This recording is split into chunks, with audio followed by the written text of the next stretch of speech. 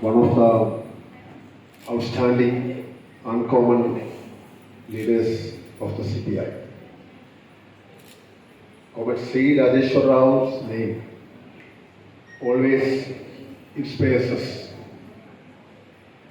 He was the General Secretary of CPI for more than 25 years. And was a man of simplicity. He was an outstanding organizer. And after the unfortunate split of the CPI, which took place in the year 1964, it was Comrade C. Rajeshwar Rao along with other comrades who tried his level best to rebuild the CPI in this country.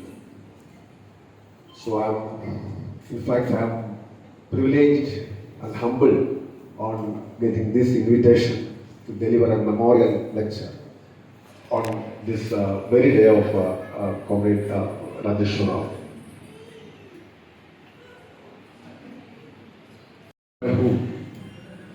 And as you all know, this is a very important topic. But to this question, the answer is another question. What is not under threat?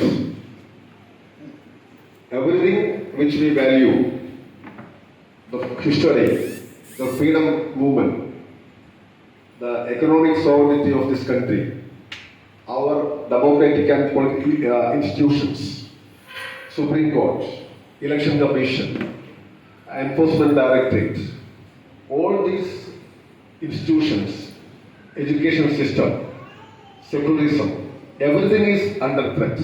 So it is not only the constitution, but everything which we value the most is under threat and facing a very serious, very grave danger today. So in this, in the given political situation in India, we are confronting with a fascist outfit called RSS, and an RSS-backed government is ruling the country. So every democratic institution is under threat. For example, take the case of history. History cannot be, made out of nothing. History is something which happened in the past. So there are many definitions of history. History can be rightly said it's an unending dialogue between the present and the past. This is one of the definitions offered to history. But the RSS, which had no role in India's independent movement, which never took part in India's independent movement, now trying to rewrite the history of this country, and they want to project certain people as heroes of India's independent movement. Gandhiji is nowhere in the picture, or they are trying to minimize the role of Gandhiji, and whereas we are witnessing the construction of temples and memorial buildings in the name of Godse. So we are passing through one of the most unfortunate phases in India's history after independence.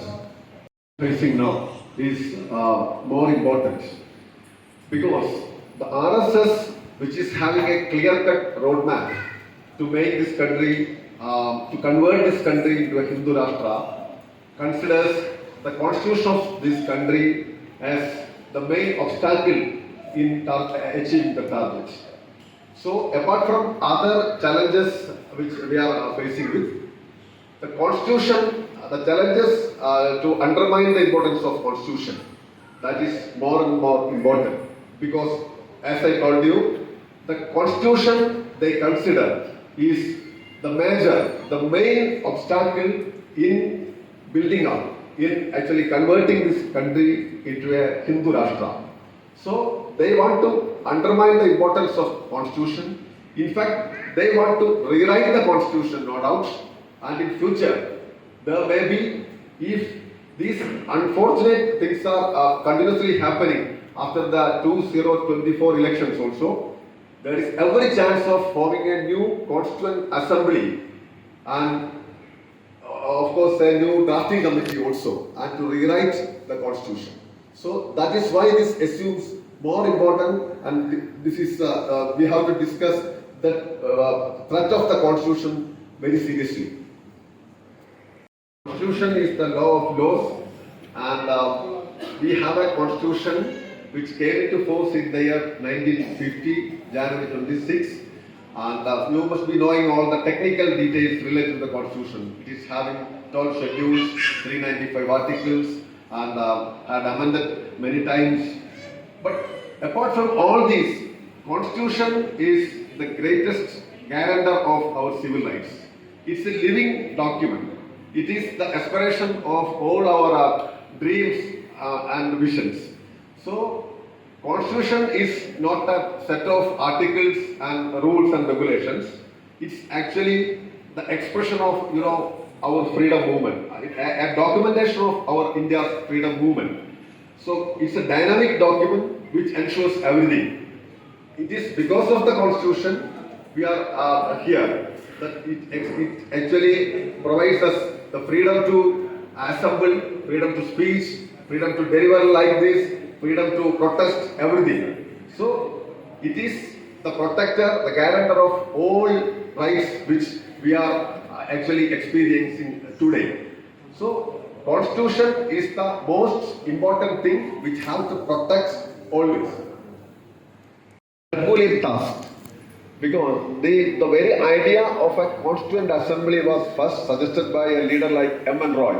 M.N. Roy, you all must be knowing the name of M.N. Roy. M.N. Roy was the first one when he was jailed in Vellore. It was his proposal to start, to constitute an assembly, which is called the Constituent Assembly, to prepare the constitution. But it was not accepted at that time. Then in 1935, the Congress party also demanded. Thereafter, it was in the year 1945, the Cabinet Mission Plan formally accepted the proposal to to constitute an assembly to prepare the constitution. And Constituent Assembly came into effect, into being in the year 1946. So it took almost 4 years to prepare the constitution of this country.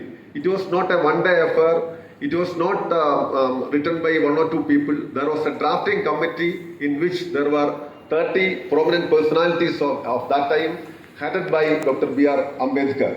And Comrade Somnath Lahiri from West Bengal was the member of the Communist Party and the Constituent Assembly. And if you go through the debates which have taken place in the Constituent Assembly, you will be amazed on reading those discussions and debates. And the Constitution, if you check each and every article of the Constitution, there is, it was a Herculean task to prepare each and every article. So we have to understand how painful it was to prepare the Constitution of this country. Name of this country. There were a lot of suggestions from different members. For example, some of them suggested that India's name should be Bharat Bhumi. Hindustan, the name of Hindustan was also suggested. Hind, this name was also suggested.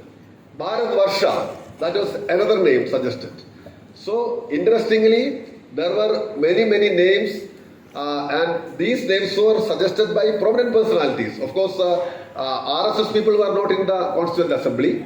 Most of Dr. Shama Prasadi and Prasad Mukherjee and other people, actually, they were nominated by the Congress party only. So many names were suggested, and finally, India, that is Bharat, this was accepted unanimously. So, to change this country's name into Hindustan, to make it Hindustan, these things were there from the very beginning itself. So, that is why these discussions, I assume, significance. We should learn, we should understand what were the discussions in the Constituent Assembly. Finally, it was accepted that the name of this country will be India, that is Bharat. So it is very important to understand what were the main discussions taken place in the Constituent Assembly. So if you have time, you have to go through, you must go through the discussions of the taken place in the Constituent Assembly. That is very important.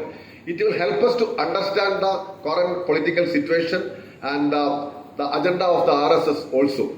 For example, one of the most important discussions was on preamble of the Constitution. As you know, the preamble in a nutshell explains what the Constitution is. So the preamble, as we all know, we the people of India having solemnly resolved to constitute India into a sovereign democracy, like that it lives. So the first discussion was whether a word in the name of God should be added in the beginning.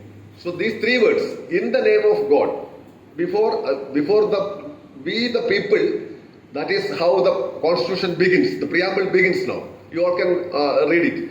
But there was a discussion whether in the beginning and prior to this be, in the name of God, whether it is to be added or not. It was a big discussion, and Ambedkar was the one who proposed this preamble, and there were a number of discussions. Many people supported Ambedkar and some of them opposed. And there was a division. Division in parliamentary terms means voting. And it was decided that no need of insertion of these three words, in the name of God. In the name of God was actually, that proposal was rejected by voting. That proposal got actually 41 votes in favor of it, in favor of the insertion of the term, and 68 people voted against that.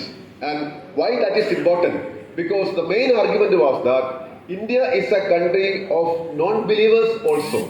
There are believers who believes in God, different types of God, and interestingly, Aruna Asafali's sister was also in favor of insertion of, instead of God, goddess, in the name of goddess was her argument. So like that, there were many interesting discussions, and finally, it was decided that no need of insertion of this in the name of God in the beginning of the Constitution. So that is the most important thing to be noted. Because India is a country where there are believers, non-believers who have faith in God, and there are non-believers also. This you have to keep in mind. These discussions related to the preamble of the Constitution.